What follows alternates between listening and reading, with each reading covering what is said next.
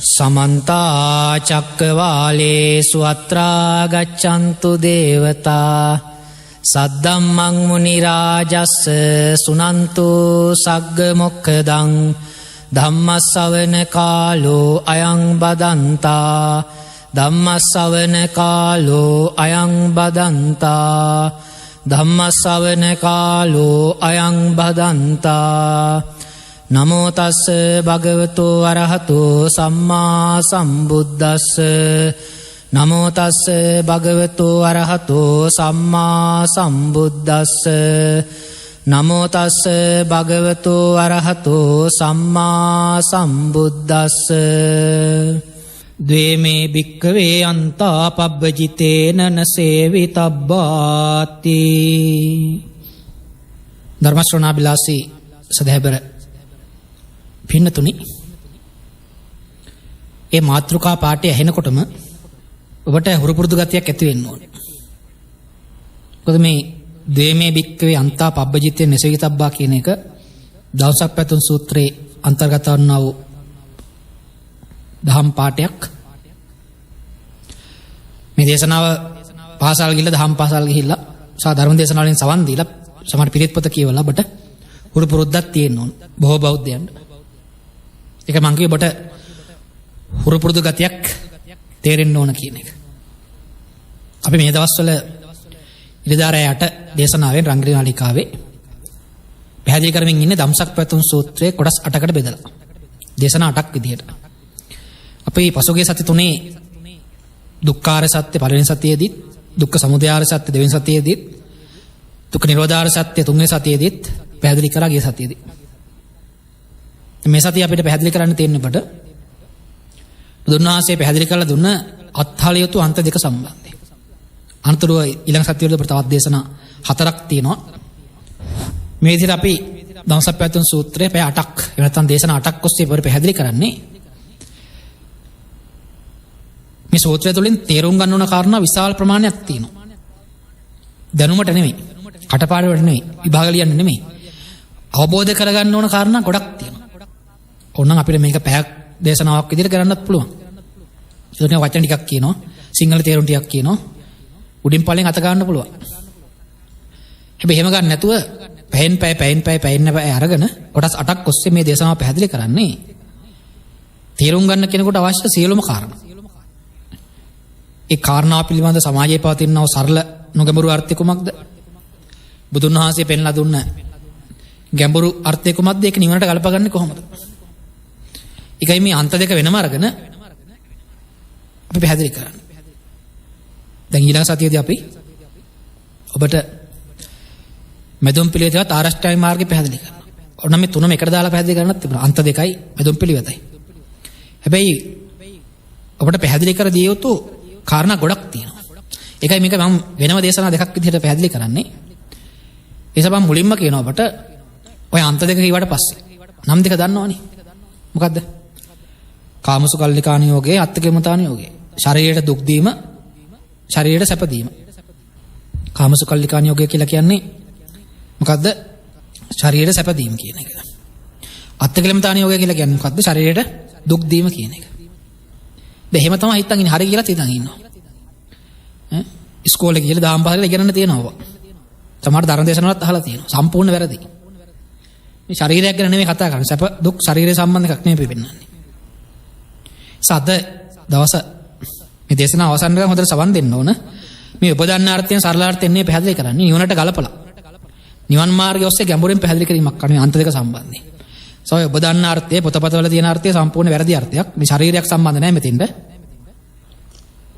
ඊට වඩා මේ ගැඹුරු අර්ථයෙන් තමයි බුදුන් වහන්සේ අන්ත දෙක සම්බන්ධයෙන් පැහැදිලි කරලා දීලා තියෙන්නේ. ඇයි ඒක වරදින්නේ? ඇයි ඒක අතහරින්න යොත්තේ කියන එක ඔබ තේරුම් ගන්න ඕන. හරියටම තේරුම් ගන්න ඕන.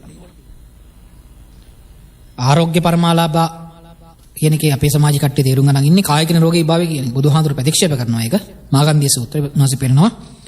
මේ කායික නිරෝගී භාවයක් නෙමෙයි මෙතන කතා කරන්නේ.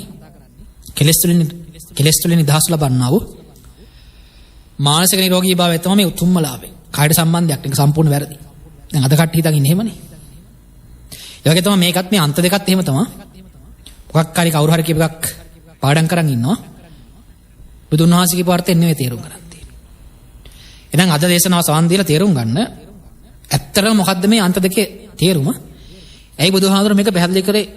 උන්වහන්සේට මොකද මේක පැහැදිලි කරන්න උනේ කියන එක. අපි එතනින් පටන් ගමු. අපේ සමාජයේ දතර කොහොමද හිතන් ඉන්නේ? කාමසුකල්ලිකාණෝගය කියලා කියන ශරීරයට සැප දෙනවා කියන එක. රූප බලනවා, සද්ද අහනවා, පංචකාමයේ විඳිනවා. මේක තමයි කාමසුකල්ලිකාණෝගය කියලා කියන්නේ. කාම සැප විඳින එක. නැත්නම් ශරීරය සැපවත් කරන එක තමයි මේ පෙන්වන්නේ. හොඳ ඇඳුම් අඳින, හොඳ ආහාර ගන්නවා, සැප පහසු තැන්වල ඉන්නවා. මෙන්න මෙහෙම අර්ථයෙන් තමයි අරන් තියෙන්නේ. ඒතර අත්තකලමතාණෝගය හොඳ අර්ථය අරන් තියෙන්නේ. අර වනාන්තරයට ගිහිල්ලා භාවනා කරලා, පංචතාපය කරලා, කැම කන්න නැතුව දුක් පීඩාවටපත් කරලා අනෝම තමයි කල්පනා කරන්න අපේ කට්ටිය. ඔය එකත් එක අර්ථයක් තමයි ඒකේ තියෙන. ඒ කියන්නේ පොඩි කොටසක් විතරයි තියෙන. සම්පූර්ණ අර්ථය නෙමෙයි. ඒ වැරදි මාර්ගයේ තියෙන පොඩි කොටසක් විතරයි පෙන්වන්නේ. ඒක කරලා බලාපොරොත්තු වෙන දේ මේකෙන් පෙන්වන්නේ. ඒ නිසා ශරීරය සම්බන්ධ කරගන්න එපා මේක. මේක මමත්වයේ සම්බන්ධයි. හිත සම්බන්ධ කාරණාවක් තමයි මේ අනුയോഗ දෙකෙන් පෙන්ලා දීලා තියෙන්නේ. කාමසුකල්ලිකාණ යෝග නිසා අත්තකිලමතාණ යෝගී. දැන් අපි තේරුම් ගමු. නැත්නම් පැයමම ඔබට පැහැදිලි කරන්න මේ කාරණා දෙක සම්බන්ධයෙන් තමයි. ඉතින් හොඳට සවන් දෙන්න. මොකද්ද මේ කියන්නේ කියන එක. ඇයි බුදුන් වහන්සේට මෙහෙම අන්ත දෙකක් පැහැදිලි කරන්න උනේ? පොඩ්ඩක් කල්පනා කරලා බලන්න හිතුවද ඔබ? බුදුන් වහන්සේට මොකද මේක පැහැදිලි කරන්න උනේ? ද්වේමේ භික්ඛවේ අන්තම. අහන්නේ මේ අන්ත දෙකක් තියෙනවා. වැරදි පැති දෙකක් තියෙනවා. පැවිද්දන් ඉතින් සේවනය නොකළ යුතුය. කියන්නේ ගිහියන් සේවනය කරන්න කියන එක එහෙම නෙමෙයි. ඒතර පැවිද්ද සම්බන්ධ කාරණා නැතිුනේ ඒකයි පෙන්නන්නේ.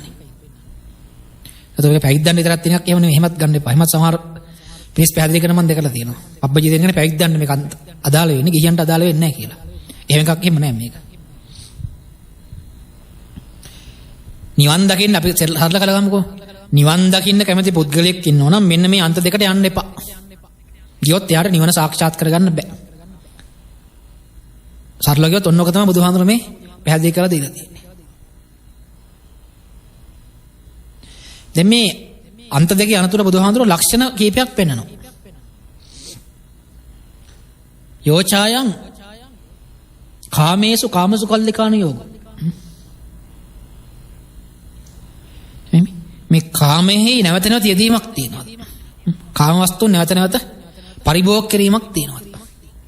අපි තාටිකේ මේක ගැඹුරු අර්ථයෙන් තේරුම් සරල පොඩ්ඩක් තේරුම් ගමු.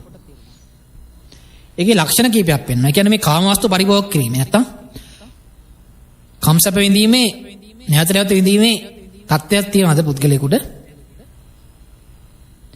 ඒකේ ස්වභාවයක් පෙන්වනවා හීනයිලු. කියන්නේ පහත් කියන එක. ගම්මෝ ග්‍රාම්‍ය කියන්නේ මේක ග්‍රාම්‍ය කට්ටි ගම්මැසියෝ කරන එකක්. ඒ කියන්නේ ගමේ කට්ටි පහත් කියන සාමාන්‍ය පොදුවේ ඒ කාල සමාජයේ භාවිතය කරන පොඩ නගරේ ඉන්නවා දැනුවත් බුද්ධිමත් කට්ටිය. ගමේ ටික පහත් මට්ටමේ කට්ටිය වගේ. ඒක වෙනස් වෙන්න පුළුවන් අද කාලේ කල්පන්න එපා. ග්‍රාම්‍ය කියන්නේ සාමාන්‍යයෙන් පල්ලෙහා තියෙන එකක් නිකන්. ගම්මැසියන් විසින් කරනවා වගේ එකක් වෙන්න පුළුවන්. ඒ කියන්නේ මේ දැනුමින් අඩු කට්ටිය, නුගත් කට්ටිය. එහෙම නැත්නම් බුද්ධියෙන් අඩු කට්ටිය. හිතන්න බැරි කට්ටිය වගේ ගන්න ඕනේ ඒක. ඒතර ගමේ ඉන්නත් පුළුවන් ඒ වගේ කෙනෙක් නගරේ ඉන්නත් පුළුවන්. අර ගමේ නගර කියන එක වචනාර්ථයෙන් ගන්න එපා. ග්‍රාම්‍ය කියන්නේ පල්ලෙහා මට්ටමේ තියෙන එක. පොතුජ්ජනික යෝගේ පෘථග්ජනයෝ කරන එකක් මේක. කියන ආර්යතාවයන් පිළිබඳ දන්නේ නැති උත්සාහයක් නැති පංචකාම අරමුණු කර අරමුණු රසයෙන් විඳින්න ඉන්න කට්ටිය කරන දෙයක් මේක. පෘථග්ජනයන් කරන එකක් මේක. එවැගේම අනරියෝ අනත්ත් සංහිතෝ. අනාර්යයි ආර්යෝ කරන එකක් නෙමෙයි මේක. අනත්ත් සංහිතෝ ඒ කියන්නේ ප්‍රතිඵල නැහැ. අනාර්ථය පිළිස් පාන. දැන් මේක අනුගමනය කරොත් එහෙනම් මොකද වෙනවා කියලා පෙන්නන්නේ? අනරියෝ අනත්ත් සංහිතෝ. අනාර්යයි ආර්ය ධර්මයන් ලබා ගන්න බෑ. පෘථග්ජනයෝ කරන එකක් මේක. ඒ වගේම අනර්ථයේ පිණිස පවතිනවා. මේ බලාපොරොත්තු වෙන ප්‍රතිඵලය හම්බෙන්නේ නැහැ. දැන් කම්සපෙන්දලා බලාපොරොත්තු වෙන්නේ මොකද්ද? සැනසීම කියන එකනේ. සතුටෙන් ඉන්න කියන එක. හැබැයි ඒක බලාපොරොත්තු විදිහට හම්බෙන්නේ නැහැ. බලාපොරොත්තු වෙන සැනසීමේ ඉන්න පුළුවන් කියලා හැබැයි බලාපොරොත්තු වෙන විදිහට හම්බෙන්නේ අනර්ථයේ පිණිස පවතිනවා. තව දුක වැඩි කරන්න තමයි මේක හේතු වෙන්නේ. එහෙනම් මේක කාරණා පහකින් බුදුහාමුදුරු ප්‍රතික්ෂේප කරලා තියෙනවා. කාමසුකල්ලිකාණ යෝගය කියන එක. එක ඊටම පහත් මට්ටමේ තියෙන හීන දෙයක්. බුද්ධියෙන් අඩු පුද්දල කරන දෙයක්. පෘථග්ජන විසින් කරන දෙයක්. ආબોධි අඩු කට්ටිය විසින් කරන දෙයක්. හැමෝටම කරන්න පුළුවන් දෙයක් මේක. ඕන කෙනෙකුට කරන්න පුළුවන්.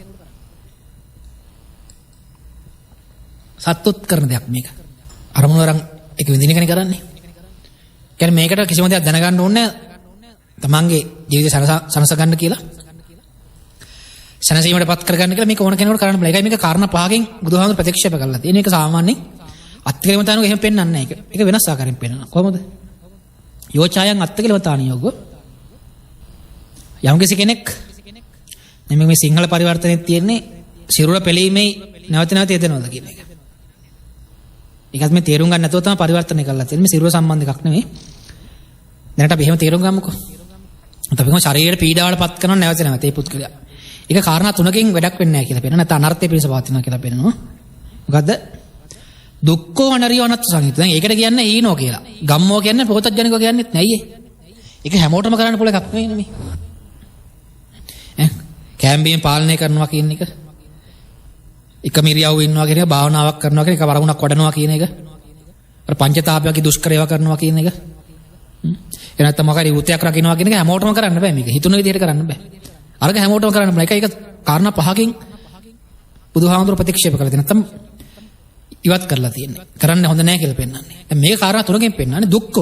දැන් දුකක් තියෙනව නැත්තර මොකද ලොකු පීඩාවකටපත් වෙනවා. ඒක දන්නවනේ බොසතාණන් වහන්සේ. ඒ දුෂ්කර ක්‍රියා කරන සමය තුල අවසානයේදී කාමසුකල්ලික නැතහැරලා ගිහිල්ලා අවසානය තුල අන්තිම උපරිම මට්ටමට ගියානේ. කැම්බින් අඩු කරලා පාත්‍රයට වටින දෙයක් විතරක් වළඳලා අවසානයේ ඒකත් අඩු කරලා ගිහිල්ලා ඊටාම පීඩාවටපත් වෙන උතයන් අනුගමනය කරා. ඒක සාමාන්‍යයෙන් පීඩාවක්. සාමාන්‍ය පුද්ගලයෙකුට පීඩාවක් එක. අරමුණු ගන්නවා කියන පීඩාවක් නෙවෙයිනේ. සාමාන්‍ය අර්ථයෙන් ගත්තොත් ඒක කැමැති එකක් නේ තමයි.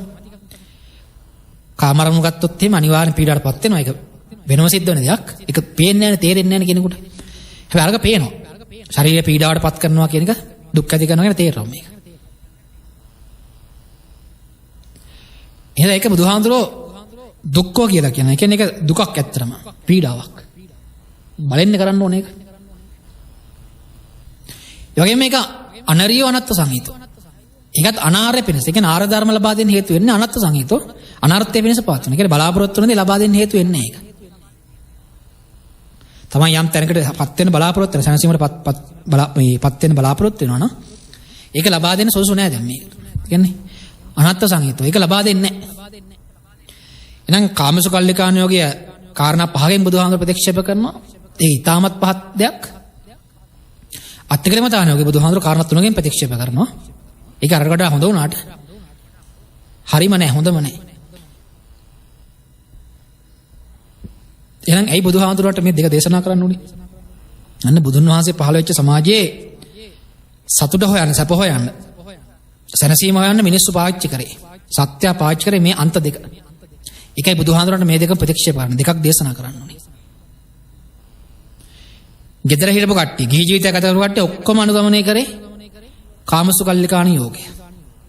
යා හිඟන්නෙක් වෙන්න පුළුවන්. යාචකයෙක් වෙන්න පුළුවන්. අසරණයෙක් වෙන්න පුළුවන්. දුප්පතෙක් වෙන්න පුළුවන්.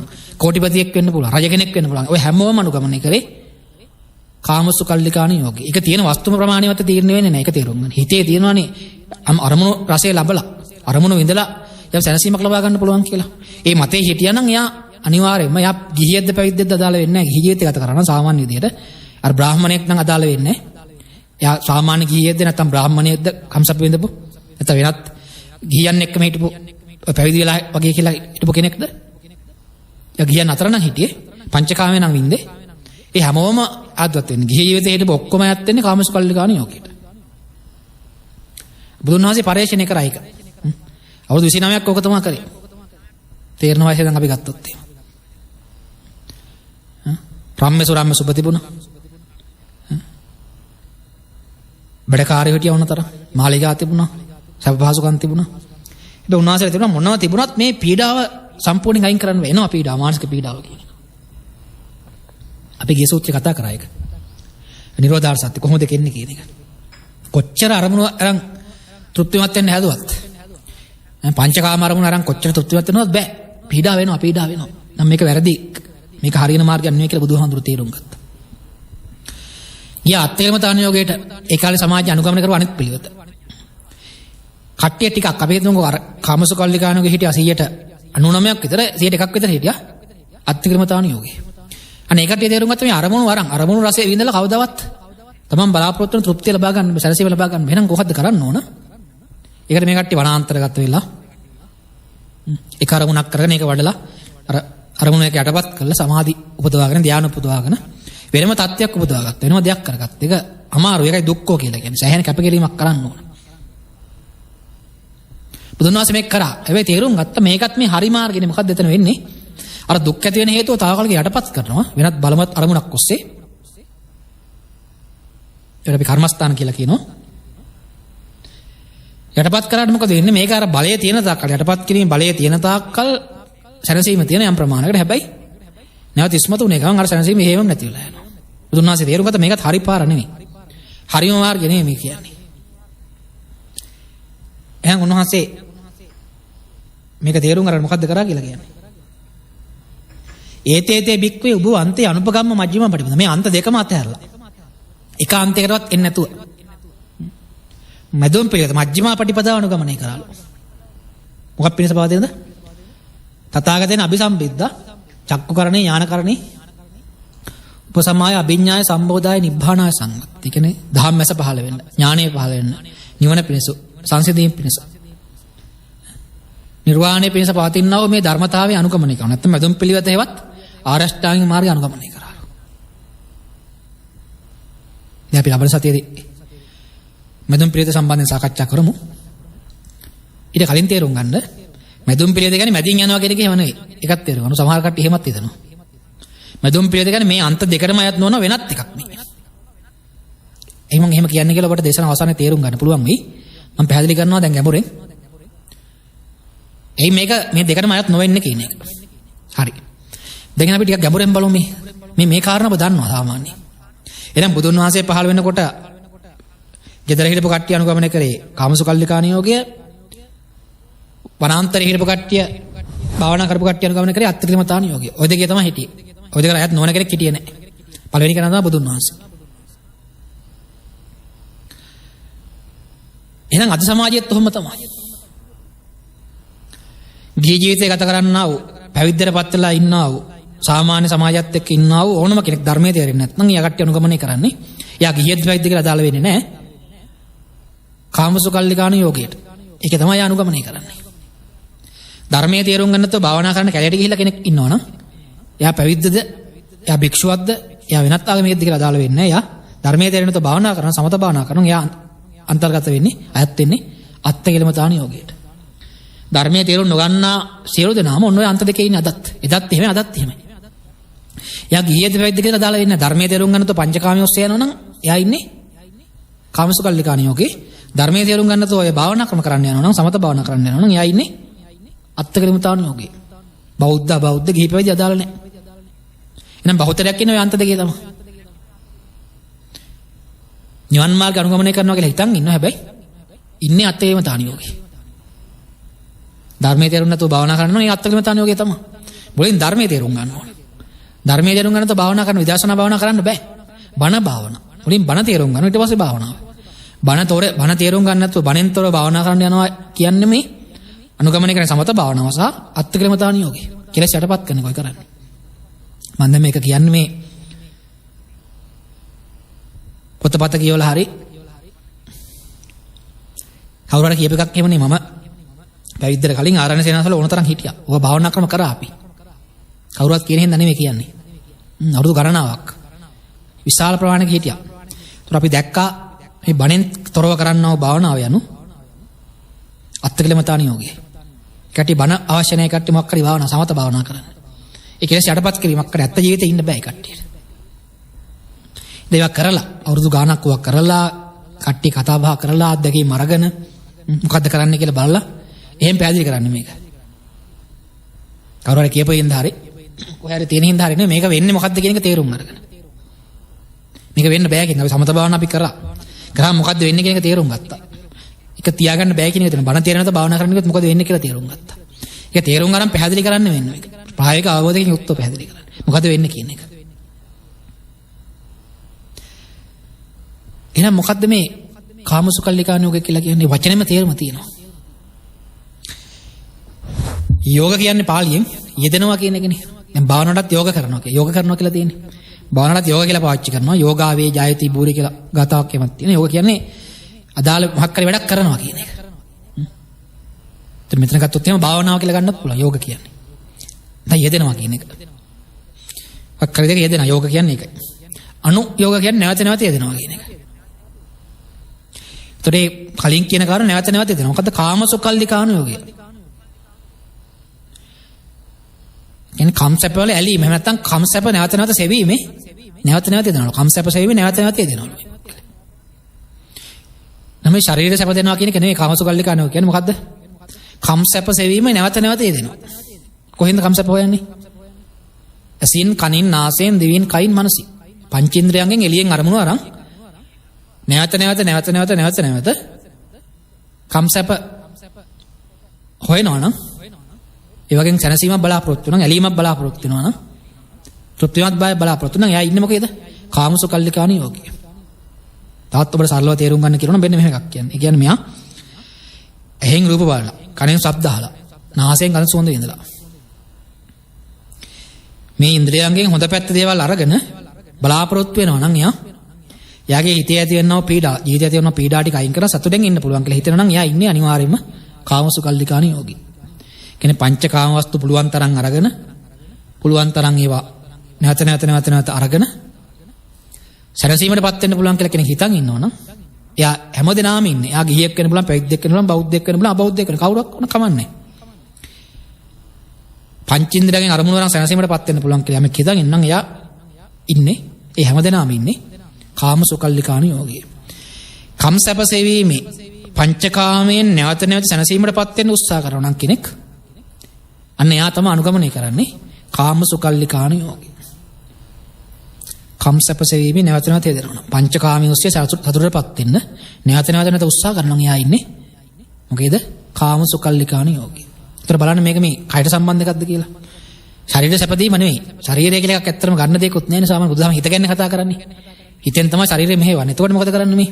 එහෙන් රූපයක් බලලා මෙයා තෘප්තිමත් වෙන්න හදනවා. නැවත ආයෙ ගන්නවා. දැන් ඔබට ඕනේ බලන්න කල්පනා කරලා. එකක් ගත්තාම ඇතිද? නෑනේ. මොකද වෙන්නේ? ආයෙ ගන්න ඕන. අනුയോഗේ. නැවත අරන් සතුටටපත් වෙන්න හදනවා. වැඩිපුර ගන්න ඕන. ශබ්දේ නැවත අහන්න ඕන. ඔබ කැමති ශබ්ද මොකක් හරි තියෙනවා කියලා හිතන්න. ඒක නැවත ගන්න ඕනේ නේද? මොකක්ද ඒ කරන්නේ ඔබ?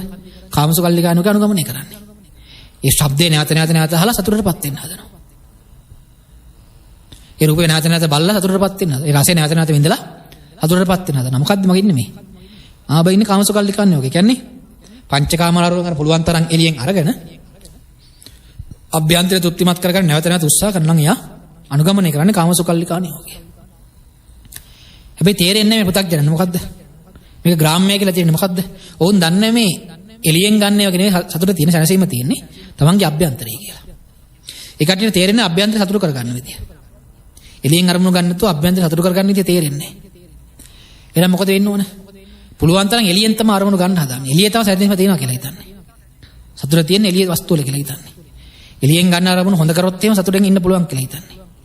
හැබැයි කොච්චර එළියෙන් ගත්තත් අභ්‍යන්තරයේ අර පීඩා ඇති කරන හේතු තියෙන මොනවද? ලෝභ, දේශ, මොහ. මේ ලෝභ, දේශ, මොහ උඩට එන්න මොකද වෙන්නේ? අර එළියෙන් කොච්චර ගත්තත් පීඩාවටපත් වෙනවා. පීඩාව වෙන්න ගන්නවා.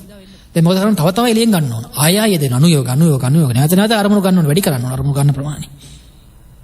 ඒකයි ඔබට එකම අරමුණක් ටික කාලයක් යනකොට වැඩිපුර බලන්න ඕන වෙන්නේ. වැඩිපුර ගන්න ඕන වෙන්නේ. ඔයාලා මද්ද්‍රව්‍යයටත් හරි මාත්‍රා වැඩි කරන්න ඕන එකනේ. ඒ සතුට ලබා ගන්න කයින් ලබාගත මාත්‍රාවෙන් බෑ. අරමුණුත් එහෙම තමයි. අරමුණු වැඩිපුර ගන්න ඕන. වැඩිපුර හොඳ අරමුණු ගන්න ඕන. නැත්නම් තෘප්තිමත් කර ගන්න. මොකද වෙන්නේ? සැනසීමටපත් වෙන සෑහීමකටපත් වෙන්නේ නැහැ. බුදුන්වහන්සේ පෙන්නනවා මේ එළිය තියෙන වගේ නෙමෙයි තියෙන්නේ මේ. දැන් පෘථග්ජනය හිතන්නේ මොකද්ද? බුද්ධිය අඩු කෙනා හිතන්නේ මොකද්ද? ග්‍රාම්‍ය පුද්ගලයා මොකද්ද හිතන්නේ? එළියෙන් අරමුණු ගන්න හොඳ කරොත් එහෙම අභ්‍යන්තර තෘප්තිමත් කර ගන්න පුළුවන්. නැවත මේක ගත්තොත් හරි. අභ්‍යන්තර පීඩන අයින් කරන්න පුළුවන්. බුදුන්වහන්සේ පෙන්නනවා සංකප්ප රාගෝ පුරිසස්ස කාම නේතේ කාමායාන චිත්‍රානි ලෝකේ. ඒ කියන්නේ මොකද්ද? මේ මිනිස්සුන්ගේ කාමය කියන එක. කාමය කියන්නේ සිංහලෙන් තියෙන කාමය කියන එක නෙවෙයි. කාමය කියන්නේ ලිංගිකත්වයේ සම්බන්ධ විතරක් නෙවෙයි. පාලියෙන් කාම කියන්නේ කැමැත්ත කියන එක. අර පාරට කැමති, මේ හැඩයට කැමති, මේකට අකමැති, රූප, ශබ්ද, ගන්ධ, රස, ස්පර්ශේ ඕනම එකක් පිළිබඳ පවතිනා වූ කැමැත්ත කියන එක තමයි කාම කියන්නේ පාලියෙන්. එහෙනම් මොකද්ද කියන්නේ බුදුන් වහන්සේ? මේක සංකල්ප, හදාගත්ත දෙයක්ලු, සංකල්පයක්ලු. මිනිස්සුන්ගේ කාමය කියලා කියන්නේ සංකල්පයක්, හදාගත්ත දෙයක්. ඒ වස්තු වල තියෙන එකක් නෙවෙයි, අරමුණු වල තියෙන එකක් නෙවෙයි. නේතේ කාමයන් චිත්‍රම්, මේ චිත්‍ර ලෝකේ ඇති කාමයක් නැහැ.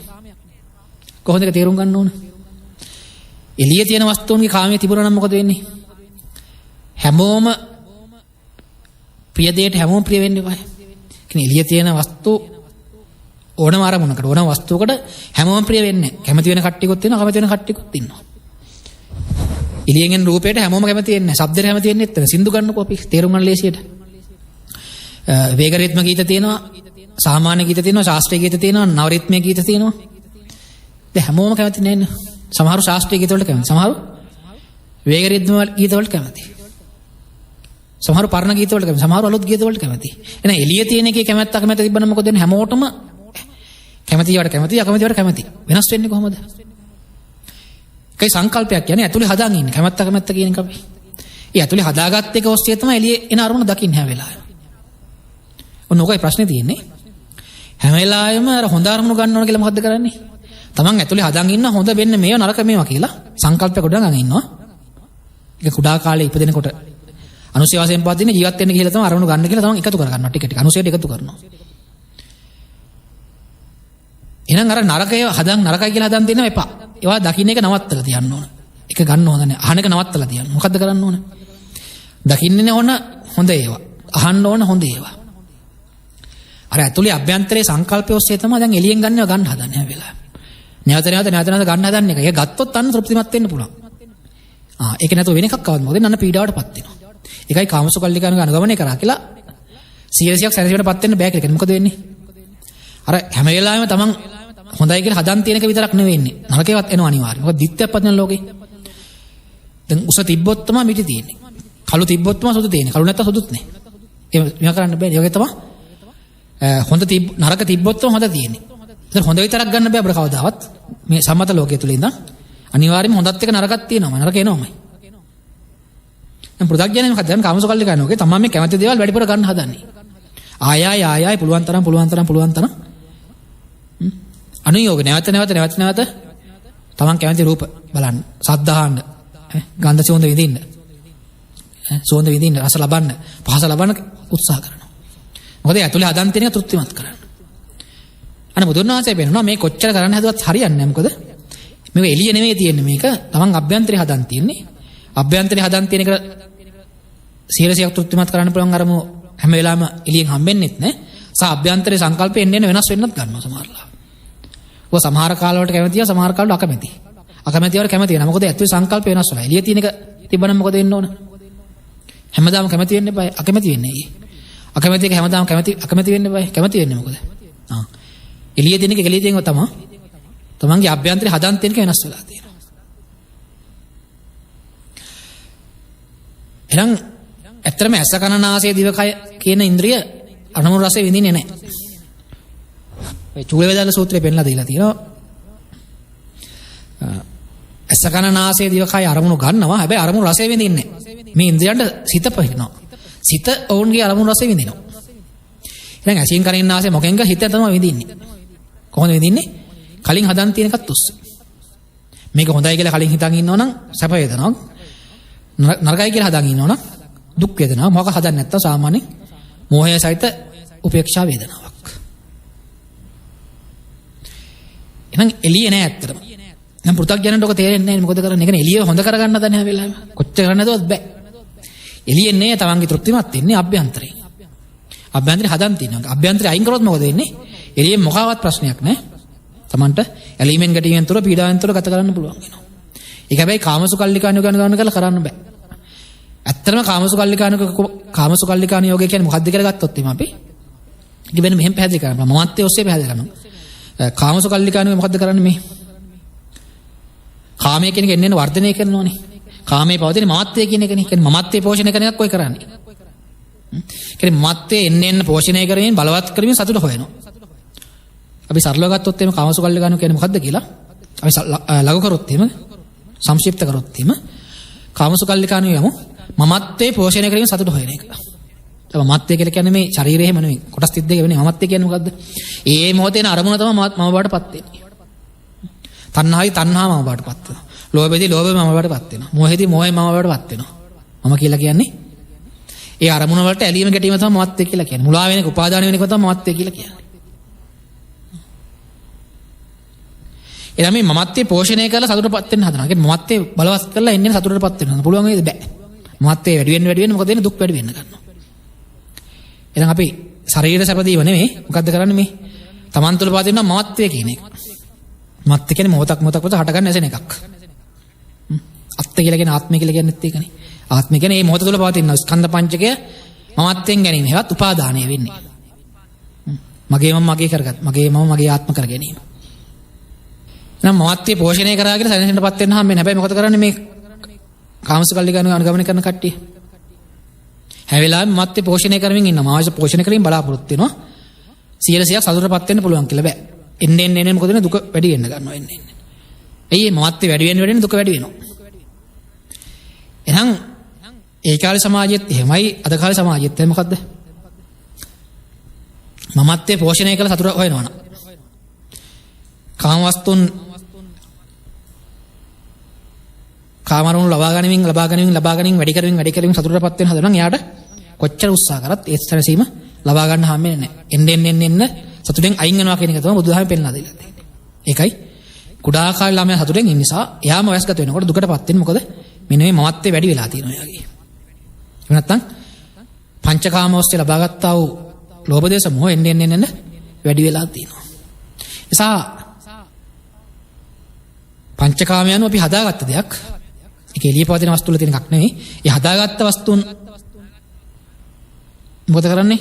නැවත ලැබෙන හොඳයි කියන එක ලබා ගනිමින් අකමැතිව අයින් කරමින් තමන්ව තෘප්තිමත් කරගන්න හදනවා. හැබැයි කොච්චර උත්සාහ කරත් 100%ක් ඒ තත්ත්වයටපත් වෙන්න හම්බෙන්නේ නැහැ.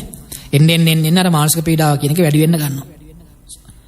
විපරිණාම දුක්ඛය සහ විශේෂණ සංඛාර දුක්ඛය කියන එක. ඒක කියන සැනසීම නැහැ කියන එක. සතුට නැහැ කියන එක. තියෙන හැබැයි බලාපොරොත්තු වෙන්නේ මොකද්ද? 100%ක් සතුටෙන් ඉන්න කොහොමද කියලා තමයි බලාපොරොත්තු වෙන්නේ. හැබැයි ඒක මේකෙන් ලබා ගන්න බෑ. යම් ප්‍රමාණයක් හම් වෙනවා දුකත් ඒත් එක්කම එනවා. බුදුහාමරන් මොකද්ද උරුනේ? දුකක් නැති තැනක්. ඒකද දේතාවේ කඩන්න ඕන සම්පූර්ණයෙන්ම නිර්පේක්ෂ තත්ත්වයටපත් වෙන්න ඕන. නැත්නම් නිෂ්පර්යාය තත්ත්වයටපත් වෙන්න ඕන. එහෙනම් කීප දෙනෙක් තේරුම් ගත්ත මේක මේ වැඩේ හරියන්නේ නැහැ. මේ අරමුණු ගත්තා කියලා මේ කරන්න හම්බෙන්නේ නැහැ. පංචකාම අරමුණු කොච්චර ගත්තත් අපිට සැනසීමටපත් වෙන්න බෑ. తాවකාලික සැනසීමටපත් වෙන ආයෙ දුක් ඇති වෙනවා. ආයෙ පීඩාව ඇති වෙනවා. මොකද මේ ප්‍රශ්නේ තියෙන්නේ? මේ මමත්වයේ එන්න වැඩි වෙන හින්දා. ඒක නැත්තම් මේ කාම අරමුණු ගන්න එක තමයි ප්‍රශ්නයක් තියෙන කියලා මේ කට්ටිය කල්පනා කරා. කල්පනා කළා මොකද කරේ? මේ කට්ටිය මේ ගිහි ජීවිතේ හිටියොත් තමයි ප්‍රශ්නයක් තියෙන්නේ කියලා ගියා. මනාන්තරගත වුණා. ආලාර කාලා මුද්දකරා පුත් වගේ අය. ඒ වනාන්තරගත වුණා කියලා කියන්නේ මොකද්ද? ගෙදර ඉන්නකොට පංචකාම අරමුණු තමයි ගැටෙන්නේ. ඇසෙන් කරින් නාසයෙන් දිවෙන් කයි. සාමාන්‍ය කැලේකට ගියාට පස්සේ ඒ පංචේන්ද්‍රයන් යන අරමුණු අඩු වෙනවා. මොකද එකම ඒවානේ හැමදාම දකින්නේ වෙනස් වෙන්නේ ගොඩක් වෙලාවට. ඒතර මේ පංචේන්ද්‍රයන්ගේ තියෙන සංවේදීතාවය එන්න අඩු කරගන්න පුළුවන්. අර විශේෂ ස්වභාවය අඩු වෙලා යනවා. අනතුරු මේ කට්ටිය හිතට අවධානය යොමු කරා. මොකද පංචේන්ද්‍රයන් අරමුණු වෙන ප්‍රමාණය අඩු වෙලානේ තියෙන්නේ. ඒතර හිතේ පොඩි එකම භාවයක් තියෙනවා. හිතට අවධානය යොමු කරාට පස්සේ මේ කට්ටිය තේරෙන්න ගත්තා. මේ හිතෙත් එක එක අරමුණු එන්න ගන්නවා. එහෙනම් මේක වළක්වන්න ඕන කියලා මේ කට්ටිය මොකද කරේ? කර්මස්ථාන කියලා වෙනම අරමුණක් කරන් මේක වර්ධනය කරන්න පටන් ගත්තා. මොකද හිත නිකන් තියෙනකොට විවිධ අරමුණු වෙන්න පටන් ගන්නවා. මොකද දැන් අසකරණ ආසේ දියකයි වැඩ කරන ප්‍රමාණය අඩු වෙනකොට හිත වැඩ කරන ප්‍රමාණය වැඩි වෙන්න ගන්නවා හිත. එහෙනම් මේක වළක්වන්න ඕනේ. කේගේ අරමුණු වෙනක වළක්වලා යම් කුසල අරමුණක එහෙම නැත්නම් අපි කියන හොඳ අරමුණක පවත්වන්න ඕනේ. යම් බලවත්. ඔය කර්මස්ථාන කියලා කියන්නේ ඒවා. ඒවා බෞද්ධ ඒවා කියලා භාවිත කරලා ගොඩක් ඒවා බෞද්ධ එහෙම නෙමෙයි. බුදුහාමුදුරු පහළන කලිනොත් ඒවා තිබුණා. ඉතින් කර්මස්ථානේ මොකද කරන්නේ? කර්මස්ථානේ කරන්නේ අරමුණු උඩට එන්න එක වළක්වනවා. විවිධ අරමුණු එක වෙනකොට ඒක අරමුණක් ඔස්සේ හිත බලවත් කරනවා. මේක බලවත් කළා අරමුණු එන්න එක නවත්තනවා. මේක දිගටම වඩාගෙන යනකොට මොකද වෙන්නේ? අර අරමුණ තුළ හිත එකම වාටපත් වෙලා ඒක බලවත් වෙලා මොකද වෙන්නේ? අවසානයේදී ධානය ලැබෙනවා, සමාධි ලැබෙනවා. මේ ලෝකෝත්තරේ වනේ ලෞකික ඒවා. ලෞකික සමාධි, ලෞකික ධානය. දැන් මේ කට්ටිය මොකද්ද කල්පනා කරන්නේ වැරදුනේ කොතනද? මේ කට්ටිය කල්පනා කරන්නේ අරමුණු ගන්න එකේ තමයි ප්‍රශ්නයක් තියෙන කියලා කල්පනා කරන්නේ මේ කට්ටිය. අපි අරමුණු ගත්තොත් මේ දුක් ඇති වෙන්නේ. අරමුණු අරන් කවදාවත් සතුටටපත් වෙන්න බෑ. සැනසීමටපත් වෙන්න. එහෙනම් මොකද කරන්න ඕන අපි? අරමුණු ගන්න එක නවත්තන්න ඕන. අරමුණු ගන්න එක නවත්තන්න මොකද කරන්න ඕන? අරමුණු ගැටෙන පරිසරේ. පංචේන්ද්‍රයන්ට ගැටෙන පරිසරයෙන් පොඩ්ඩක් අයින් වෙලා ඉන්න ඕන. දැන් ඔබ කල්පනා කරන ඔබ ගෙදර ඉන්නකොට අරමුණු ගැටෙන ප්‍රමාණය පංචේන්ද්‍රයන්ට ඔබ නිදහසේ පන්සලට ගිහිල්ලා බෝවණුව ළඟ හිටියොත් එහෙම නැත්නම් කොහේ හරි වෙන තිස්තනකට ගිහිල්ලා හිටියොත් එහෙම මොකද වෙන්නේ? එන අරමුණු ප්‍රමාණය අඩු වෙන්න ගන්නවානේ.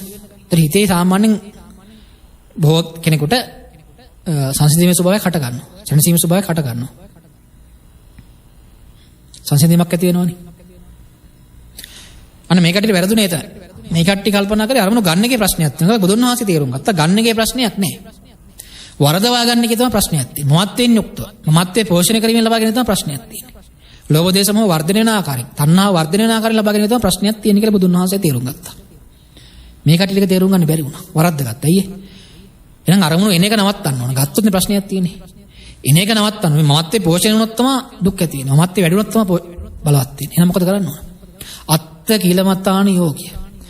යෝග කියන්නේ යෙදෙනවා කියන්නේ. අනියෝග කියන්නේ නැවත නැවත යෙදෙනවා. මොකේද? අත්ත කියන්නේ ආත්මික. නැත්නම් මමත්වයේ කියන එක. ඒ බුදුදහමේ ඒකාකාරී ආත්මය කතා කරන්නේ මොකක්ද වෙන්නේ? ස්කන්ධ පහෙන් පාඩ තමයි ආත්මය කියන එක. තාත දෘෂ්ටිය පවතින්නේ. ඇත්ත ආත්මයක් නෙමෙයි. ආත්මයක් තියෙන කියලා හිතන් ඉන්න එක තියෙන්නේ. ඒක දෘෂ්ටිය කියන්නේ ඇත්තටම නෑ හිතන් ඉන්නවා. ඒක වරද්ද ගන්න එපා. සිංහල පරිවර්තන වල වරද්දලා තියෙන සමහර තැන්වල ආත්ම දිට්ඨියට අත්තාන දිට්ඨිය කියන පරිවර්තන කරන ආත්මයක් නෑ. අනාත්ම කියන්නේ ආත්මයක් නෑ කියලා පරිවර්තන කරන එක වැරදි. ආත්මයක් නෑ කියන්න බෑ. මොකද ආත්මයක් නෑ කියන එක ව්‍යංගාර්ථයක් තියෙනවා දර්ශනේ. කලින් ආත්මයක් තිබුණා නෑ කියනවා නම් කලින් තියෙන්න ඕන. ඒකයි බුදුහාමුදුරුවෝ ආත්ම දිට්ඨිය කියලා පාවිච්චි කරලා දෙන්නේ. ආත්ම දෘෂ්ටිය. ආත්ම සංකල්ප කියන්නේ නැති එකක් තියෙන කියලා හිතන් ඉන්නවා. ඒතර ආත්මය නැති කරන්නේ නැහැ. ඒ සංකල්පය නැති කරන්නේ නැහැ කියලා පැහැදිලි කරලා දෙනවා. ඒතර සංකල්පය අයින් වෙලා ගියාට පස්සේ නැති ආත්මය කියන එක අයින් වෙලා යනවා. මුළු ජීවිතේ නේ ස්කන්ධ පහෙන් පහර තමයි මේක පැහැදිලි කරගන්න ඕන. ආත්මයක් නැහැ කියන එක. මොකද ස්කන්ධ පහෙන් පහර තමයි ආත්ම කරගන්නේ. ආත්ම කරගන්න එක නවත්තන්නත් ඕන. එහෙනම් අත්ත කියලා කියන්නේ මමත්වයේ කියන එක. ආත්ම සංකල්පය ආත්ම දෘෂ්ටි කියන එක. අත්ත කිල මතය කියන්නේ ක්ලාන්ත කරන්න ඕන. අනියෝග නැවත එකේ දෙන්න ඕනේ කියන්නේ මොකද්ද මේ? දැන් ශරීරයට පොඩ්ඩක් අපි දුක් දෙනවා කියනත් පොඩ්ඩක් එතනත් කරන්නේ මේකට පොඩි පහසුවක් ගන්න. කැම්බි මඩු කරලා මේ පොඩි පහසුවක් ගන්න. මොකද අර ශරීරය හොඳට සපවත් විදිහට දෙනකොට සාමාන්‍ය තේරුම් ගත්තේ නැත්නම් කරන්න අමාරු වෙනවා. තේරුම් ගත්තට පස්සේ ප්‍රශ්නයක් නැහැ. ටිකක් අර පංචකාම වල එන ස්වභාවය වැඩි වෙනවනේ ශරීරය හොඳට සපවත්ව තියෙනකොට. ඒක දුර වෙනකොට අරමුණු වෙන ප්‍රමාණය අඩු වෙනවා. ඒකට එක කරගන්න පහසුයි. ඒකයි ඔය සාමාන්‍යයෙන් දැන් අපේ හිතන්නකො ඔබ ක්ලාන්ත වෙලා වගේ ඉන්න වෙලාවක ඔබට එන අරමුණු ප්‍රමාණය අඩු වෙලා තියෙනවනේ. එකම ඒකාකාරී අරමුණු තමයි එන්නේ ගොඩක් වෙලාවට. ඒ වගේම හොඳට ඉන්න වෙලාවක එන හොඳට කාලා බීලා හොඳ සැපසේ ඉන්න වෙලාවක ඔබට එන අරමුණු ප්‍රමාණය වැඩි වෙන්න ගන්නවා. අර පොඩි පහසුවක් තමයි ගන්න එන අරමුණු ප්‍රමාණය අඩු කරන්න මේ. ඒතරක ශරීරයට ගලපන්න එපා. මෙහෙමනේ ගලපලා තියෙන්නේ මෙතන ශරීරයට දුක් දෙනවා කියන එක මේක පොඩි උදව්වක් කරගන්නේ. මෙතන මොකද අත්ත කියලා. ඒ කියන්නේ මමත්වයේ කියන එක කිල මතයක නැත්නම් යටපත් කරන එක මේ කරන්නේ. නැවත කියන අරමුණෙන් මමත්වය ඇති වෙන්නේ. උඩට එනකොටම යටපත් කරනවා. උඩට එනකොට යටපත් කරනවා. ඒ කියන්නේ උඩට එන්න දෙන්නේ නැහැ. බලවත් වෙන්න දෙන්නේ නැහැ. මොකද කරන්නේ වෙනත් අරමුණක් දාලා අර මමත්වය කියන එක අයින් කරන්නේ මොකද කරන්නේ? යටපත් කරනවා. ඊට පස්සේ මමත්වය යටපත් වෙලා තියෙනවා. මොකද මොහය කියලාත් ගන්න පුළුවන්. සිවුම් වශයෙන් පවතිනවා. නැති වෙලානේ මොකද්ද වෙලා යටපත් වෙලා තියෙන්නේ. දැන් කාමසුකල්ලි ගන්න මොකද්ද කරන්නේ? මමත්වයේ පෝෂණය කරලා සතුට හොයනවා. හම්බ වෙනවද නැහැ. ඒ මමත්වයේ බලවත් වෙන දුක් වැඩි වෙනවා. මෙතන මොකද්ද කරන්නේ? ඒකට දෙනවා තමයි මමත්වයේ පෝෂණය කරලා බෑ මේක කරන්න. අරමුණු අරන් බෑ. එහෙනම් මමත්වයේ යටපත් කරන්න ඕනේ. එන්න දෙන්න නැතුව ඉන්න ඕන. බලවත් වෙන්න දෙන්න නැතුව ඉන්න ඕන. එහෙනම් අරමුණු වෙන එක නවත්තන්න ඕනේ. ඒකට තමයි මේ සමත භාවනා මේ කට්ටිය යොදාගත්තේ. ඒක යොදාගත්තේ. කර්මස්ථාන යොදාගත්තේ. හැබැයි කොච්චර මේක යටපත් කරත් මොකද වෙන්නේ? මේක නැවත ඉස්මතු වෙනවා. ඒකයි සමත භාවනාවේ ප්‍රශ්නේ තියෙන්නේ. මොකද ධර්මයේ තේරුම් ගන්න නැතුව මොන කරන්නේ? දැන් කිසිම ධර්මයක් දන්නේ නැතුව පාසකම්ම කෙනෙකුට මේක කරන්න පුළුවන්. අකුරක්වත් බැරි කෙනෙකුට. කවුරු හරි කියලා දෙනයක් කරන්න පුළුවන් නේ. මෙතන කොහොමද සමතන සම්බන්ධ මෛත්‍රී භාවනාව තියෙන්නේ? දැන් මම නිදුක්කෙම්මා නිරෝගියම්මා කියන එක කියන්න වචනයක්වත් දැනගන්න ඕනේ නැහැ. අකුරක්වත් දැනගන්න ඕනේ නැහැ. කවුරු හරි කියන එකක් කියලා කියන්න පුළුවන්. හුස්ම රැල්ල දිහා බලන් ඉන්න එකත් එහෙම තමයි ආනාපාන සතිය කියන එක. දැන් බුදුහාමුදුරෝ බුද්ධත්වයට පත් වෙච්ච එකකට වඩා ගැඹුරෙන් තියෙන. ඒක විදර්ශනාව දක්වා තියෙනවා. හුස්ම රැල්ල දිහා බලන් ඉඳලා හැම බුද්ධත්වයට පත් උනේ මොන ඒක තේරුම් ගන්න. මේ සමතේට සම්බන්ධ මෛත්‍රී භාවනාව නෙවෙයි කතා කරනවා. කර්ණීය සූත්‍රයේ පෙන්නනවා විදර්ශනාවෙන් යුක්ත මෛත්‍රී භාවනාව මොකක්ද කියලා. මේ මවනි දුක් කිවන් රෝගේ වමා කියන සමතයක් වෙන්නේ. ඒක යටපත් කරන එක නෙවෙන්නේ මේ. මමත්වයට යටපත් කරනවා. ඒතර මේවා ඒ සමාජයේ තිබුණේ ඔක්කොම. මුදිතා භාවනාව, කරුණා භාවනාව, මෛත්‍රී භාවනාව මේවා තිබුණේ වයි කාලේ. ඒ හැබැයි අර ධර්මයේ කියලා අරන් තියෙන යම් ප්‍රමාණයකට. සමහර ඒවා යොදාගෙන තියෙනවනේ අපිට කෙනෙකුට. හැබැයි වරදවා ගන්න එපා මේක බලෙන් යටපත් කරගෙන ඔබ නිවන් දැකලා ඉන්නවා සෝවන් වෙලා ඉන්නවා කියලා. මොකක්ද ඒ කරලා තියෙන්නේ? අර අරමුණ බලවත් කරලා අන්තිමට මොකද වෙන්නේ? වෙන අරමුණ වලට එන්න ඉඩක් නැහැ. ඉඩක් නැති වුණාට පස්සේ මොකද වෙන්නේ? සැනසීමක් දැනෙනවා. ඒ කියන්නේ මොකද වෙන්නේ? පීඩාව ඇති කරන එක එන්න බෑනේ උඩට. උඩට ආවොත් තමයි ඔක ප්‍රශ්නයක් කියලා දෙන්න. අරමුණු ගන්නකොට උඩට එනවා. අරමුණ යටපත් කරලා දෙනවනේ මොකද වෙන්නේ? එන්නේ නැහැ. කාමසුකල්ලිකානුගේ ඉන්න කෙනා පීඩාවටපත් වෙන්නේ ඒකයි. අරමුණේ සැප අරමුණ ගන්නකොට මමත්වයක් එනවා. මමත්වේ බලවත් වෙන්න. අර අරමුණේ පදින සැපේ කියන එක එන්න අඩු වෙලා යනවා. දුක් ඇති වෙන්න ගන්නවා. අතන එහෙම නැහැ. මොකද වෙන්නේ? බලහත්කාරයෙන් යම් අරමුණක් කරන් යටපත් කරලා තිනවා. යටපත් කරලා තියෙන තාක්කල් සැනසීම තියෙනවා. හැබැයි මොකද වෙන්නේ? මේක මේ තේරුම් ගන්න නෙවෙයි. අර බලේ යටපත් කරලා තියෙන බලේ නැති වුණොත් එන්නේ මොකද වෙන්නේ? ආයෙත් අර පීඩාව කියන ඉස්මතු වෙනවා. මමත්වේ එන්න වැඩි වෙන්න ගන්නවා. එහෙනම් මමත්වයේ කියන එක පෝෂණය කරලා සතුට ලබා ගන්නත් බෑ. මමත්වයේ කියන එක යටපත් කරලා හරියන්නේත් නැහැ. දෙකම වැරදි. ඒ කියන්නේ කාමසුකල්ලිකානුගත්තදී අත්කලමතානුගත්තදී. එහෙනම් මේ බුදුහාමුදුරෝ මේ අන්ත දෙක පැහැදිලි කරන්නේ පුද්ගලයා තුල නෙවෙයි ශරීරයේ සැපදීම දුක් දීම නෙවෙයි. මොකද්ද මේ පෙන්වන්නේ? පුද්ගලයෙක් තුල පවතින උපාදාන එහෙම නැත්නම් මමත්වයේ ඔස්සේ තමයි පැහැදිලි කරලා දීලා තියෙන්නේ. ඒක ජීවිත කාලයෙන් පවතින එකක් නෙවෙයි ස්කන්ධ පහෙන් ඉපදෙනව නැසෙනවා.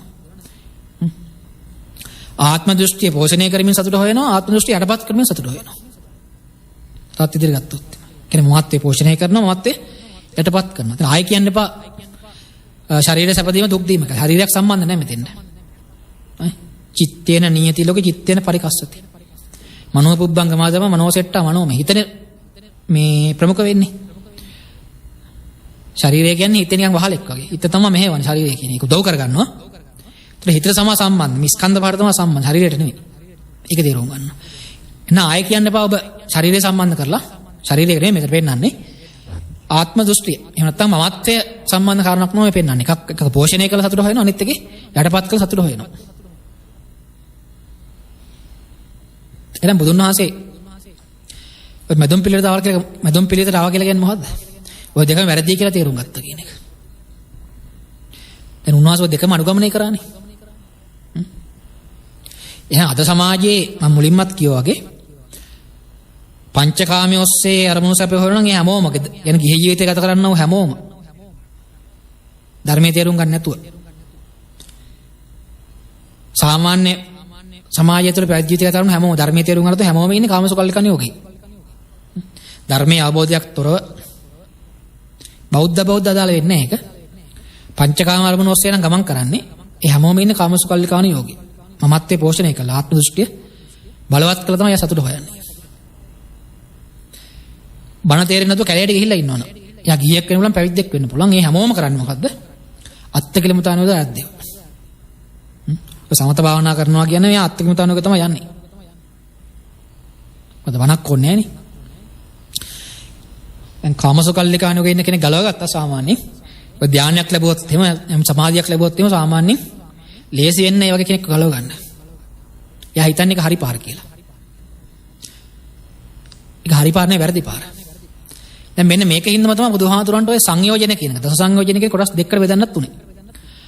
කියන්නේ ගිහි ජීවිතේ හිටපු කට්ටියට තිබුණේ ඕරම්බාගේ සංයෝජන. කාමසුකල්ලිකානෝගේ අනුගමනය කරපු කට්ටිය තිබුණේ මොකද්ද? සක්කාය දිට්ඨි විචිකිච්ඡා සීලබ්බත පරාමාස රූප මේ සක්කාය දිට්ඨි විචිකිච්ඡා සීලබ්බත පරාමාස කාමරාග පටික. කාමරාග පංචකාම අරමුණු ඔස්සේ සැපය හොයන එක. ඒ ඔස්සේ දේශය තියෙනවා ඒ අරමුණ එන්නේ නැතුණා කැමති එක. ආයික එපා කියලා වනාන්තරගත වෙච්ච කට්ටිය වෙන එකකට අහුණා. මේක දැන් අයින් කරන්න ගියා යටපත් කරන්න ගියේ. මේක ඕනේ නැහැ කියලා ගියේ තේරුම් අරගෙන යම් ප්‍රමාණයකට. ආයා මොකද උනේ? යාට මොකද උනේ? උද්දම්බාගේ සංයෝජනට බැඳුණා. එයා කාම රාග කියන එකට බැඳුන්නේ නැහැ. මොකද බැඳුනේ? රූප රාග, මාන උද්දච්ච අවිජ්ජා. රූප රාගෙට බැඳුණා. ආයාට තමයි ආයත් වෙන්නේ ඔය උද්දම් භාග්‍ය සංයෝජන. කියන්නේ පහෙනොත් නේ හතරයි තියෙන්නේ. අරූපාවචර ධානලාභය තවත් එහාට ගියා. මෙයා තවත් සියුම් කරා. මේ අරමුණු කියන එක. ඒතකොට මොකද උනේ? මෙයාට අරූපාවචර ධාන වලට බැඳුණා. ඒකට කියනවා අරූප රාග මාන උද්දච්ච අවිජ්ජා. මමත්වයේ තියෙනවා තාම. මමත්වයේ යටපත් වෙලා තියෙන්නේ. දුරු කලන යටපත් වෙලා තියෙන්නේ. එහෙනම් මේ දස සංයෝජන 10ම අයින් කරන්න නැහැ සාමාන්‍ය කෙනෙකුට. සාමාන්‍ය පුදග්ජනයෙකුට නම් ගිහි ජීවිතේ ගත කරන්නේ සාමාන්‍ය සමාජය නම් ඉන්නේ යාට තියෙන කාම මේ ඕරම් භාගයේ සංයෝජන 5 විතරයි. අය අමුතුවෙන් මේ උද්දම් භාගයේ සංයෝජන දුරු කරන්න ඕනේ නැහැ. ඒක දෙන්නේ කාටද? රූපාවචර අරූපාවචර ධානලාභීන්ට. අපි ඔක මේ නාලිකාවෙන් වෙනත් නාලිකාවක් පැහැදිලි කරලා දීලා තියෙනවා. ඥාන නිශ්චය කියලා සූත්‍රයක් තියෙන අංගොත්තර දෙක නවක නිපාතේ. ඒගොම කේමක කියලා සූත්‍රයක් තියෙනවා මජ්ක්‍ධිම නිකායේ. කියලා බලන්න මේවා. කේමක සූත්‍රය පෙන්නනවා අනාගාමී වුණ කෙනාට ආයි අමුතුවේ සංයෝජන දුරු කරන්න නැහැ වෙනස් සංයෝජන පහ. උද්දම් භාගයේ සංයෝජන නෑ. ඕරම් භාගයේ සංයෝජන පහ ඉංග්‍රීසිවල එයාට තියෙන්නේ අනාගාමී මම කියන මොහේ විතරයි. එයා විදර්ශනා කරනකොට තවදුරටත් අනිත්‍ය කරනත් වශයෙන් ඒ මොහයත් අයින් වෙලා යනවා. අයා වෙනම මේ උද්දම් භාගයේ සංයෝජන පහක් අයින් කරන්න ඕනේ.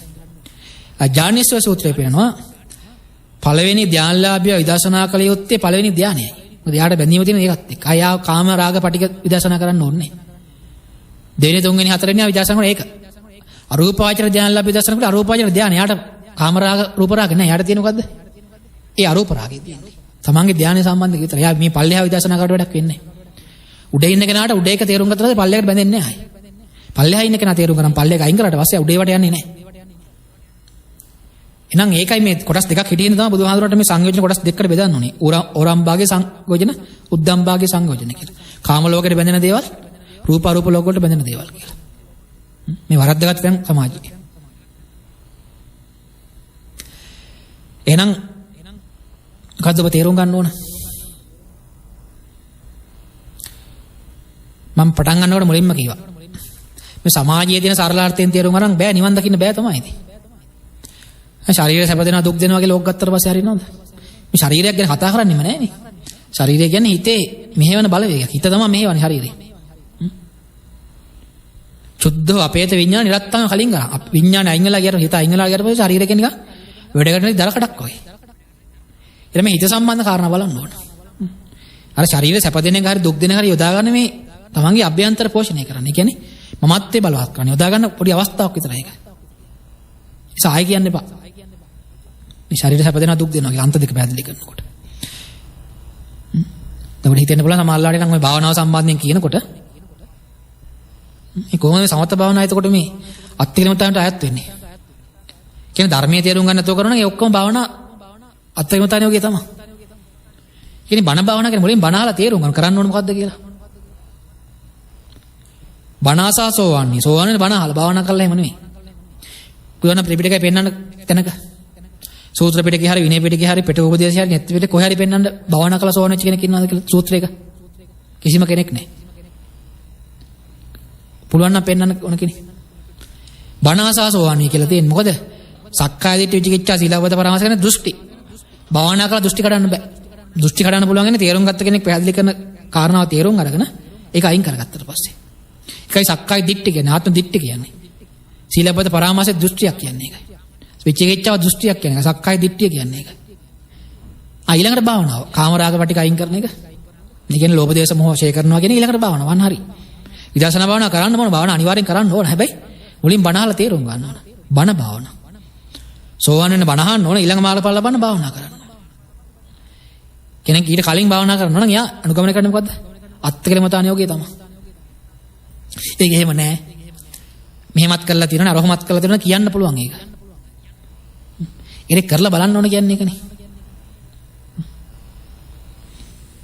අවුරුදු 15ක් විතර අපි මේකත් එක්ක හිටියා ඔය භාවනා ක්‍රම කරා අපි ආරණ්‍ය වල ඉඳගෙන. විවිධාකාරයෙන් ප්‍රගුණ කරා වාග්දේශනය කරා කොච්චර කරත් ඒ අත්කලම දානගේ මොකද වෙන්නේ? අර ඒක ප්‍රගුණ කරන තාක්කල් තියෙනවා බලවත් වෙලා මමත් යටපත් කරගෙන ටික කලක් ප්‍රගුණ කරන්න බැරුණොත් මොකද ආයෙ අර කෙනෙක් ස්පතු වෙනවා. ඇයි? තේරුම් ගන්න නෙවෙයි අයින් කරලා තියෙන්නේ. බලෙන් අයින් කරලා තියෙන්නේ. ඔක් කරන්න බෑ කොච්චර කරා. ඔය විවිධ හැකියාවන් විවිධ දක්ෂතාවයන් හම්බුණා යනකොට.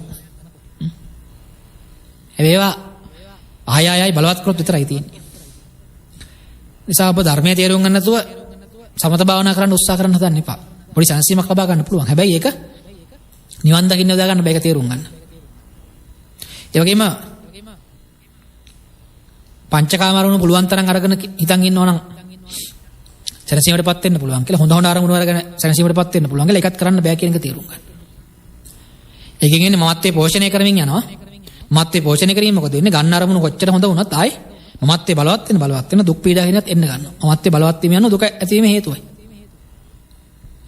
මමත්වේ පෝෂණය කළා සැනසීම හොයන්න බෑ කවදාවත්. ඒ වගේ මමත්වේ යටපත් කළා හොයන්නත් බෑ. తాවකාලික සැනසීමක් හම්බෙන්න පුළුවන්. මේ සදාකාලික සැනසීම හම්බෙන්නේ නැහැ. එහෙනම් බුදුන් වහන්සේ පහළ වෙන සමාජයේ මේ කොටස් දෙක තිබුණා. අදත් මේ කොටස් දෙකම තමයි ඉන්නේ. බෞද්ධ වුණා අබෞද්ධ වේවා. ගිහි වේවා පැවිදි වේවා. පංචකාම අරමුණෝස්සේ යනවා නම් කාමසුකල්ලිකාණ යෝගය ධර්මයේ තේරුම් ගන්නත් භාවනා කරන්න යනවා නම් අත්තිකේ මතාණ යෝගය. බුදුහාමුදුරන්ගේ මැදුම් පිළිවෙත අනුගමනය කරනවා කියලා හිතන්න එපා. මුලින් බණ තේරුම් ගන්න. බණ තේරුම් ගැනීම තුළ තමන්ට අන්ත දෙකකින් අයින් වෙලා මැදුම් පිළිවෙත මැදින් යනවා කියන එක එහෙම නෙමෙයි. මොකටද දෙන්න පුළුවන් වෙන්නේ? ඒ දෙකම අයත් නොවන්නව මමත්වයේ දුරු කරන්නව ප්‍රතිපදාවට. මැදුම් පිළිවෙතවත් මමත්වයේ දුරු කරන්නව. නැවත නූපදින පරිදි ඉවත් කරන්නව අලුත්ම ප්‍රතිපදාව. අලුත්ම මාර්ගයකට ප්‍රේෂ්ඨ වීමේ හැකියාව තියෙනවා. අයි මාර්ගය මොකද්ද කියන එක අපි ඊළඟ සතියේදී පැහැදිලි කරගමු. ඊළඟ සතිය අපි පැය පුරාම උඩ පැහැදිලි කරන්නේ මොකද්ද මේ මැදුම් පිළිවෙත කියන එක. ඉතින් මේ මතක් කිරීමක් කරමින් අපි අද අවසරත් මේ දේශනාව නිමාවට පත් කරනු ලබනවා. හොඳයි එහෙනම් අපිට අනතුරු යොමු වෙන්න තිබෙන අද දවසේදී මේ ධර්ම දේශනාව සඳහා සදහැබර දායකත්වයේ දරපු දායක පාර්ශ්වයන්ගේ දායකත්ව අරමුණු කෙරෙහි. ඉතින් මේ ධර්ම දේශනාව සඳහා සදහැබර දායකත්වයන් 4ක් හිමිවෙලා තිබෙනවා.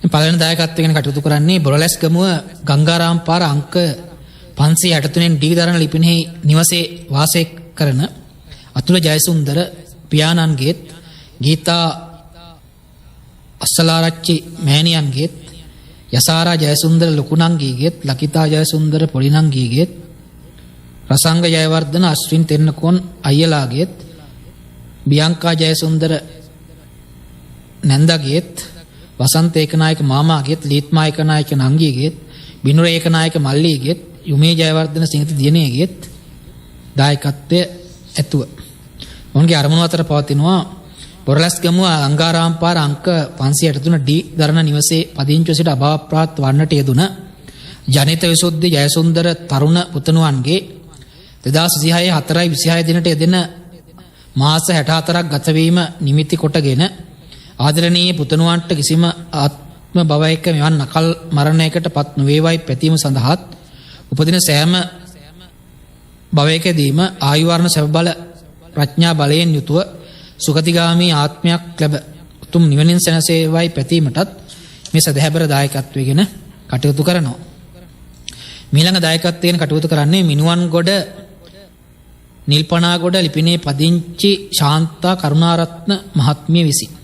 මේ මහත්මියගේ දායකත්ව අරමුණු අතර පවතිනවා අප්‍රේල් මාස 26 වෙනි දිනට ජන්මදිනය සමරන තනෝජා විජේසූරිය දියණියට සහ සචින් විජේකොන් මුණුබුරාට මැයි මාස 13 වන දින ජන්මදිනය සමරන නාලිකා විජේසූරිය වැඩිමහල් දියණියට නිදුක් නිරෝගී දීර්ඝායුෂ ලැබේවයි ප්‍රාර්ථනා කිරීමටත් පවුලේ අභාවප්‍රාප්ත සැමට පින් අනුමෝදන් කර නිවන් සුව පැතීමටත් දේශකයන්න් වහන්සේට ආශිර්වාද ප්‍රාර්ථනා කිරීමටත් ඒ දායකත්වයෙන් කටයුතු කරනවා. ඊළඟ දායකත්වයෙන් කටයුතු කරන්නේ දඹුල්ල තිත්තවැල්ගොල්ල රොන්විව් ගාඩන් ලිපිනේ පදිංචි චිත්‍රාංගනී දහනක මහත්මිය විසින්. ඒ මහත්මියගේ දායකත්ව අරමුණු අතර පවතිනවා අභාවප්‍රාප්ත ඩී.එම්. ගුණතිලක බණ්ඩා පියාණන්ට කේ.එම්. සෝමා කුමාරියාමි මෑණියන්ට ලෙස්ලි ශ්‍රීමාන් දහනක සහෝදරයාට ඇතුළු පවුලේ දෙපාර්ශ්වයේ අභාවප්‍රාප්ත සියලු ඥාතීන්ට පින් අනුමෝදන් කර නිවන් සුව පැතීමටත් සුජීවත් පවුලේ සැමට ආශිර්වාද පැතීමට සහ චතුරාර්ය සත්‍ය අවබෝධ වේවායි පැතීමටත් දේශකයන්න් වහන්සේට සහ රංගිරි ශ්‍රී ලංකා මාධ්‍ය ජාලයේ සැමට ආශිර්වාද ප්‍රාර්ථනා කිරීමටත් දායකත්වයෙන් කටයුතු කරනවා. ඊළඟ දායකත්වයෙන් කටයුතු කරන්නේ රජවැල්ල 2/19 ලිපිනේ පදිංචි ජී.ජී. ලයිසා මහත්මිය විසින්. මේ මහත්මියගේ අරමුණු අතර පවතිනවා අප්‍රේල් මාස 26 වෙනි දින 81 වන ජන්මදිනය සමරන දායකත්වලාභී ජී.ජී. ලයිසා මහත්මිය නිදුක් නිරෝගී සුව දීර්ඝායුෂ පැතීමටත් පවුලේ අභාවප්‍රාප්ත කේ.ඩබ්ලිව්.ජී. සිරිසේන ස්වාමි පුරුෂයාට ජී.ජී. පාලිත පුතුණුවන්ට ගැමුණු බණ්ඩාර වීරසිංහ පුතුණුවන් ඇතුළු පවුලේ මියගිය සෙමට පින් අනුමෝදන් සිදු කිරීමටත් පවුලේ සුජීවත් සෙමට සෙත් ප්‍රාර්ථනා කිරීමටත් මේ දායකත්වගෙන කටයුතු කරනවා. ඉතින් මේ දායකත්වලාභී පාර්ශ්ව හතරේම බලාපොරොත්තු පරිදි ඔවුන්ගේ නවීන මිය පරලෝකියාව පින්ගතින් බලාපොරොත්තු නම් ඥාතිවරයෙක් ඉන්නවා නම් පොදුවේ ඔවුන් හැමදෙනා වෙත මේ සියලු පුණ්‍ය ධර්මය අනුමෝදන් වෙත්වා. ඔවුන් මේ පින්පෙත් අනුමෝදන්ව පරලෝකයේ දුකෙන් පේනන් ඔවුන්ගේ පරලෝකීය සපතටපත් වේවා. පිනින් මසිට නම් පිනින් පිරේවා. වගේම යලි සසර ගමන තුල අකල් මරණයකටපත් නොවීම පිණිස හේතු වාසනා වේවා. උපන්දිනයේ සමරන්නව සමට උපන්දිනයකට තෙරුණේ ආශිර්වාද පිණිස හේතු වාසනා වේවා. අධ්‍යාපන ලබන දුවදරුවන්ගේ අධ්‍යාපන සඵලත්වය පිණිස හේතු වාසනා වේවා. අසනීප තත්ත්වයේ වසවන්න සමට ඉක්මන් දුක් රෝගී සොච්චර ජීවන පිණිස හේතු වාසනා වේවා. කරන්නව රැකියාරක්ෂාදී වෙළඳ ව්‍යාපාරාදී දියුණු පිණිස හේතු වාසනා වේවා. තම තමන්ගේ සිත් තුළින්ගේ සපත් බලාපොරොත්තුවක් පතන සුළු යහපත් බලාපොරොත්තු වල සඵලීම් පිණිස හේතු වාසනා වේවා. විශේෂයෙන්ම ධර්ම දේශනාව සාන්දීම තුර ලබාගත් අවබෝධේ දායකත්වලාභී සමටත් ධර්ම දේශනාව සාන් දුන්න අවසමටත් බුදුන් වදාළ ධර්මයේ ගැඹුරු වැටහීම තුළදී උතුම් නිවන සැනසීම පිණිස හේතු වාසනා පුනිෂ්ඨ වේවා. ආකාසට්ටා චෝමට්ටා දේවානා ගාමයිද්దికා පුඤ්ඤන්තං අනුමෝදිත්වා චිරං රක්ඛන්තු තං සදා. හැම දිනාටම තෙරුවන් සරණයි.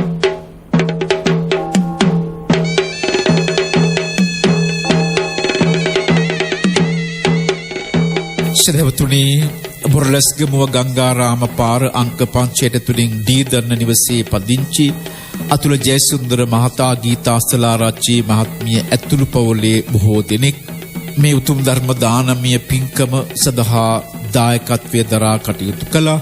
මිනුවන්ගොඩ නිල්පනාගොඩ පදිංචි ශාන්තා කරුණාරත්න මහත්මිය, දබුල්ල තිත්තවැල්ගොල්ල රොක්වෙව් ගාඩන්හි පදිංචි චිත්‍රාංගනී දහනක මහත්මිය, ඒ වගේම 81 වන ජන්මදිනය සැමරු රජවැල්ල පාරේහි අංක 19 4 දන්න නිවසේ ජීජී ලයිසා මහත්මිය අද මේ ධර්ම දානමය පින්කම සිදු කළා. දේශකයන්න් වහන්සේ කෑගල්ල පුස්සැල්ල ශ්‍රී පුණ්‍යෝදයාරාමාධිපති පූජ්‍ය මහදනියේ ධම්මවෘත්ති ගෞරවනීය ස්වාමින්ද්‍රයාණන් වහන්සේ, ගෞරවනීය දේශකයන්න් වහන්සේට නිදුක් නිරෝගී සුවය දීර්ඝායුෂ වේවා, සියලු යහපත වේවා, ප්‍රාර්ථනීය බෝධියකින් උතුම් නිවනින් සැනසෙන්න මේ උතුම් කුසලය හේතු වාසනා වේවා. දායකත්වලාභී හැම දෙනාටත් බණැසු සැමටත් එපින් බලෙන් යහපතක්ම වේවා. ඔබ සියලු දෙනාට තෙරුවන් සරණයි.